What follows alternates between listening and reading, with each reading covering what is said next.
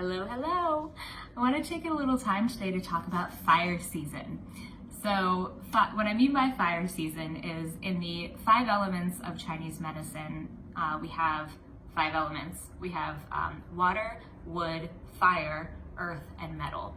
And each of these are correlated with a different season of the year. So water is the winter, wood is the spring, fire is the summer, earth is the late summer, which is kind of like that end of the summer, everything's kind of sticky and slowing down, moving towards fall, that short period. And then metal is the autumn. So, I've gone into this on a deeper level in other videos in the past, but I really want to focus on fire today because that's where we are. And so how can we use these seasons to best serve us? What can we do extra of? What can we avoid so that we can live into the fullest expression of this season and thereby feel the most connected to ourselves? So a couple things to note right off the bat. There are certain foods and things that you can be drinking that you should be and things that you should avoid to support yourself during this season. So things to do would be, first of all, upping your water intake significantly is a great one because it's hot outside. We're sweating more. We need to replenish that water intake in order to stay hydrated and feel our best. So there's that.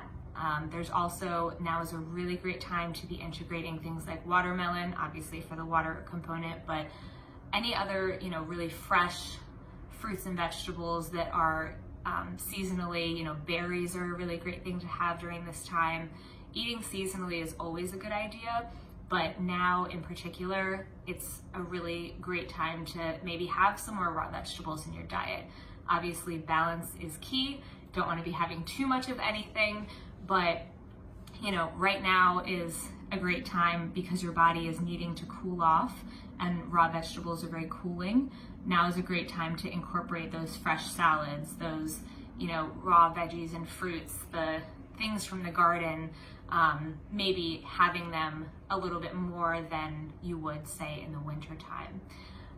Something to avoid is excess spicy food because although we all love, our hot peppers and salsas and everything like that, they are very, very warming and can be a bit drying.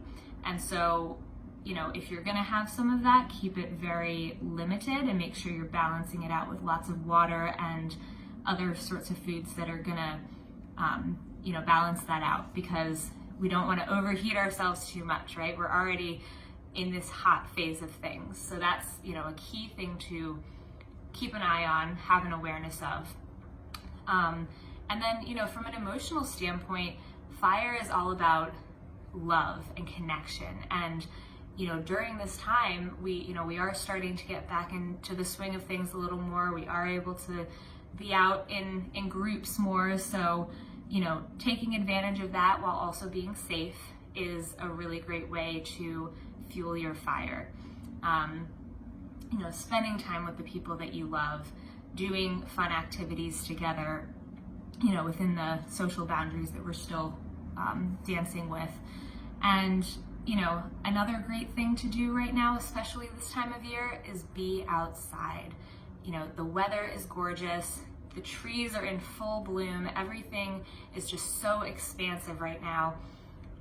So be outside as much as you can because we are nature. Nature is us, and everything that happens outside is a reflection of what's going on inside of us. So the more that you can get outside and connect back to nature, which is, our first mother, the more grounded and centered and expansive and connected you will feel this season.